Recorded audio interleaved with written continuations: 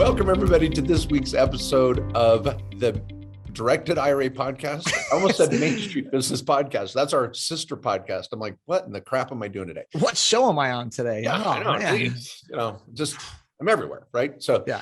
And yours truly, Mark Kohler, with my amazing co-host, Matt Sorensen. This is the topic that many of you have just put all of your holiday planning on hold for until you get the answers that you need here. It's the anxiety is just probably bubbling up inside of you. Matt, I know.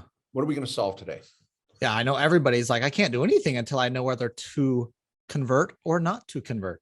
Ooh. That's the question. It's like, was that little Shakespeare there for you? Yeah, powerful. And of course, we're talking about Roth conversions here. Should I convert my traditional dollars to Roth? There's a lot of great reasons to do it. There's also a lot of pain to do it that goes with that. So we're going to talk about that. There's some pending laws that could affect this. We're going to help clarify. And then just break it down because the questions are flying in right now at year end. Everybody wants to know kind of what they should be thinking about and whether to do it now or not. Yeah. And December 31st is the deadline for any Roth conversions, and the Joe Biden administration could make this the last heyday for some of those in a unique situation. We'll talk about that. And that's why we have also, kind of dedicated the show to Bruce Willis and the Die Hard series, because you could live free or die hard. Get that, live free with a Roth IRA or die hard with the traditional IRA. And Die Hard is one of the top 10 Christmas movies of all time. Have you watched it this year yet? I have not watched it this year. I'll get around to it though. I will not let it pass. John McClane deserves a couple hours on Christmas. He does. Over the holiday, he gets a couple hours. Yeah, totally. He made the trip to LA for the original Die Hard during Christmas. Love it. So with that said, you live free, tax-free with a Roth or die hard with the traditional. Let me say, no, there's a point to that. I just wasn't reaching there. There's a term called IRD, income in respect of a decedent. Now, most of you should know by now, if you have a traditional IRA or a 401k traditional, when you decide to take distributions at age 59 and a half, or maybe you pay a little penalty to pull some out early or whatever your story is, you're going to pay tax because you got a tax deduction on the way in. When you pull out that traditional IRA or traditional 401k money, you're going to pay tax. Well, if you die, game over, right? I don't have to worry about that. I died. Well, guess what? Your family picks up the bill. Yeah. When they take that traditional money out, they pay tax. It's called income in respect of a decedent. In that example, you'd be the decedent. You don't want to be the decedent. You will be. We all will be the decedent one day, but you will be. But I think the key on the traditional is the tax bill will come, and this will go to your kids if you don't take the distributions during your lifetime. But the Roth, no tax for you, no tax for your kids either if they inherit it and pull it out. Yeah. So with that said, we do have some podcasts just in the last 6 months dedicated to, should I do a Roth conversion at all? What's the Roth compared to a traditional? And when does it make sense? That's not the debate today. So we're going to assume some of you are like, I want to do a Roth conversion. Now the question is, when should I do it? So those are two different questions. Should I do it? And when should I do it? So we're going to just focus on the when today and assume that you've bought in to mine and Matt's rhetoric that Roths 9 times out of 10 win the race. So yeah, spoiler alert. Okay. All right. Your first tip, Matt, what would you say? Well, bring us around 8th grade level. What big picture? Bring us down. Okay. All right. First important point. When you convert, you pay tax. That's wow. I just want to say that fast. Really It's kind of like, throwing the needle in your arm really quick and putting that vaccine in you. Let's just go. Boom. Yeah, you didn't even know it came. All right. But there's tax coming to convert. Okay. So this awesome, party you want to get into, the Roth party, there's a little tax to pay to get over there. If you're doing a regular Roth conversion here, if I got a traditional IRA for 100 grand and I'm thinking, man, I'd rather get over to Roth so I can grow this and it's later going to come out tax-free. Well, if it's 100,000, I'm going to pay tax on 100,000 to get over there. I'm going to get a 1099 from my custodian. It's called a 1099-R. If you did it directed, we're going to send you one in January if you convert right now. Let's Okay. say Now, $100,000 1099 picks okay, up. Matt, I'm going to make a challenge to you in this podcast. This isn't off the cuff. Okay. Matt and I are kind of known in the tax world as Siskel and Ebert. We watch a few movies. We love it. Yeah. We love 80s movies. Now, I'm going to use every principle you share here. Okay. You got to do a movie reference. Okay. Okay. All right. So here's the one I'm going to say you want in the party. This is like Michael Anthony Hall in 16 Candles. He wants in that party. And he ends up talking to Jake at the end in the kitchen, giving Jake some advice on Molly Ringwald. But that's the party you're trying to get into. So you got to pay the tax to get in. Okay. Right. You got to pay your dues. Oh, now let me say that this is why we're thinking about it right now. If you do it now, it's going to happen in 2021. Well, what if I wait a couple weeks and I do it in 2022? Now that conversion is going on your 2022 taxes. I might want to defer it a little bit. Now, maybe 2022, you're going to make more money. I don't know your tax situation, your income 2021, who knows? Yeah. So, or you may want to split it up and chunk it. That brings up the movie. That brings up the movie. Okay, you name it, buddy. You got it. You own it. That brings up Goonies. All right. Of course, Chunk, the classic character in Goonies. Such a lovable character. Yes. But you can take it in pieces. Let's go back to that 100,000. Now, this is a strategy I love doing right now, particularly this time of year. Chunking is a strategy where you say, all right, I got a set amount of money. Let's say 100 grand, but I don't want to convert it all in 1 year. I don't want to do it all in 2021 and have $100,000 coming into taxes on 2021. But I love it right now at the end of the year. We can do 50,000 now and 50,000 on January 1st. And you've chunked that into 2 years. You've got it all into Roth. Now in January of 2022, I can make a Roth investment and start growing that thing. But I was able to chunk it out between 2 years, tax years. Now, some people like to chunk over 3 years or 4 years and do it in smaller bite-sized pieces. But right now, because it's year end, I love it because it's a way to break it up into 2 years without having a lot of headache or hassle in having like a piece of it in Roth and a piece of it in traditional. Just get all over there, split up into 2 years in 2 different conversions. Okay. So you say, all right, I'm going to chunk at it. I'm going to get rid of my traditional.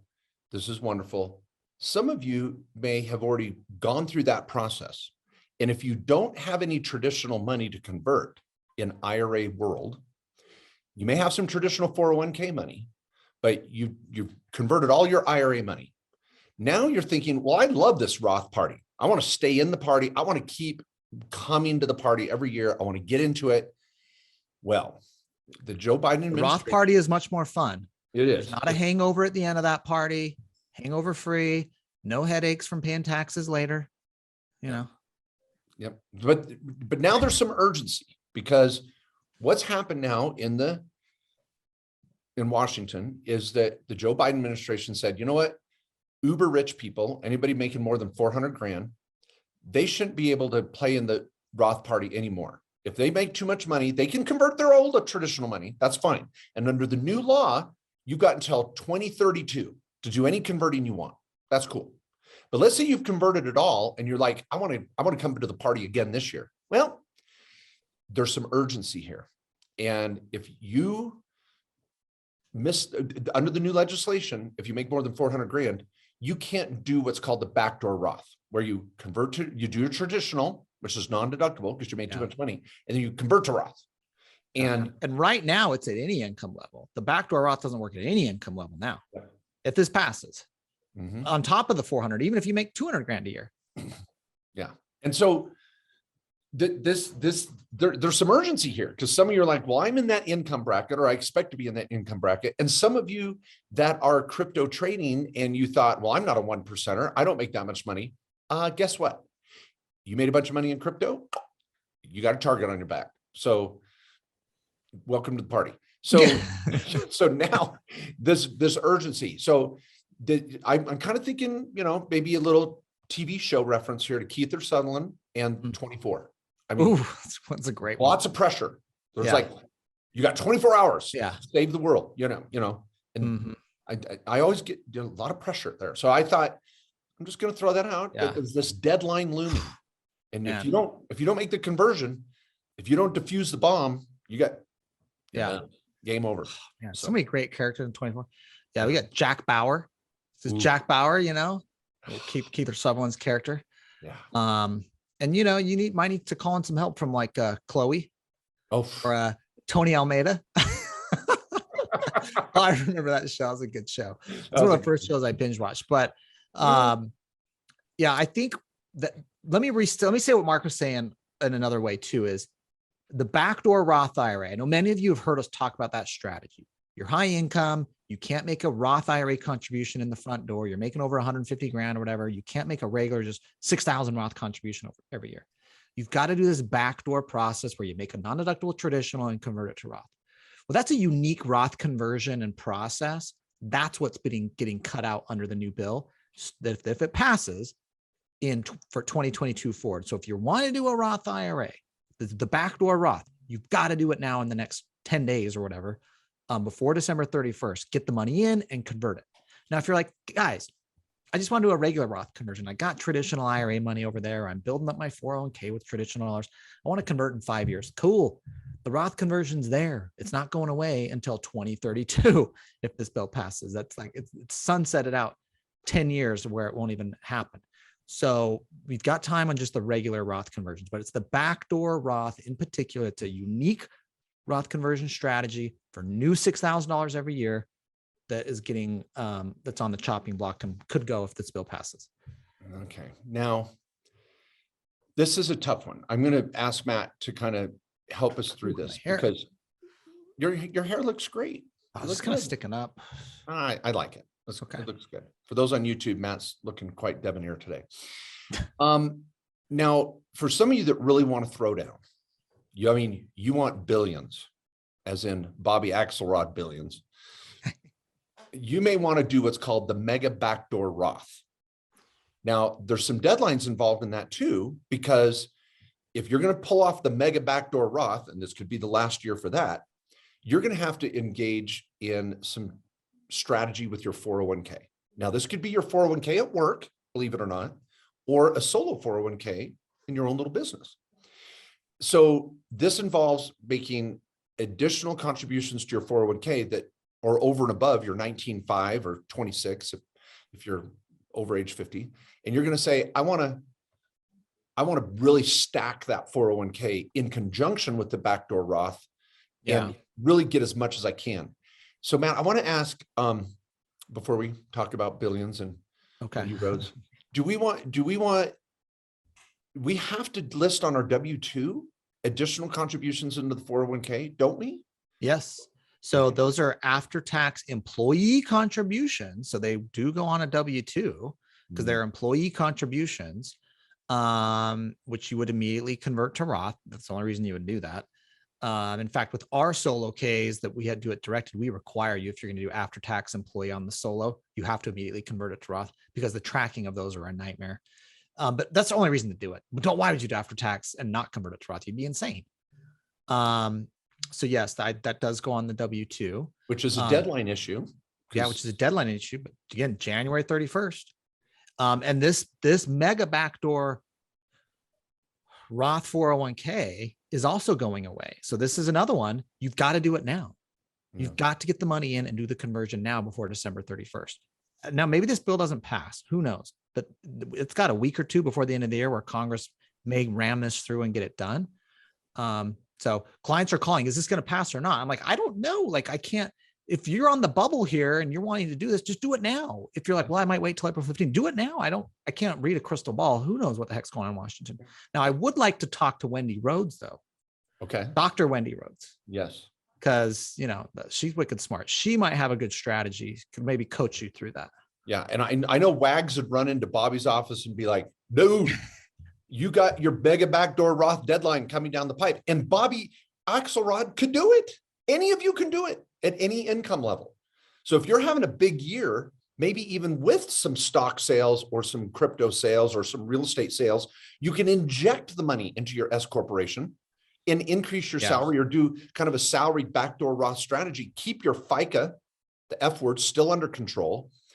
This is huge. We've done some podcasts on this, and I think Bobby would have done it. I really do. Yeah. I think. Yeah. What's $10? Is it $10? What's his name? $10 bill? Yeah, no, it's just dollar bill. Dollar bill, just dollar bill. Dollar bill, he'd be all over this too. Yeah, I love dollar bill. You know, now real life story here. I was in Brooklyn with my daughter Molly this last summer, and I was like, I gotta have a slice of pizza. I mean, if you're in Brooklyn, anywhere in New York, 5 boroughs, you got to have a slice on a regular basis, almost every day. Right. Yeah. I always put on weight when I go to New York because I just eat way too much street pizza. But I walk in, so we're in Brooklyn, just this little hole in the wall pizza spot. And I go in to get a slice. And on the wall, there's like all of these billions photos from the show. And they're all signed. And I'm like, what? We got a Billions fan here in the house or whatever. And I get up to the register and I'm getting my slice, and you got to go quick. You don't say, can I get some pineapple on that? They'll throw you out, right? Like, one slice, please. You know, and they're like, they respect, right? You got to have respect. And I go, what's with all the Billions pictures? And he's like, Paul Giamatti and Maggie Stiff. I had to look up Maggie Stiff is Wendy Rhodes. They live 1 block from here, and Dollar Bill lives like 3 blocks over there. He goes, they all live right in this area. They all eat their pizza here. And I'm like, what? And I just kind of wanted to hang out and see if one of them walked in. But no, he's like, Dollar Bill comes in here almost every other day, gets a slice. And Paul Giamatti, and who I love, oh my gosh, in John Adams. If you guys haven't seen the AMC special, John Adams, so good, so good. All right, so even the super wealthy. See, all these movie and show references got a little dangerous. Get a little dangerous. I know we went off topic. Okay, let's see. Any other year-end Roth strategies? Here's an important procedural thing I think people need to know. When you convert, you have to have fair market value. Now, a lot of clients, the easiest way to convert is just cash in your account. I got cash in my account. What if I got a crypto IRA? Easy, cool. If you got it at Gemini, we can go look at the value. We can convert it for you that day or next day. All right.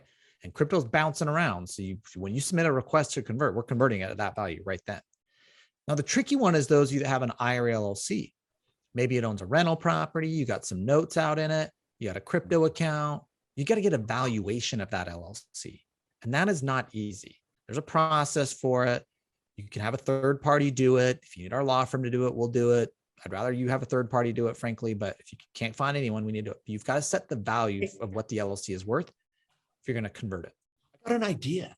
Dude, this is on the fly. No, if I'm trading crypto in my traditional IRA, and I'm thinking about a Roth conversion, let's go back to the wash sale strategy we talked about it on Main Street Business podcast.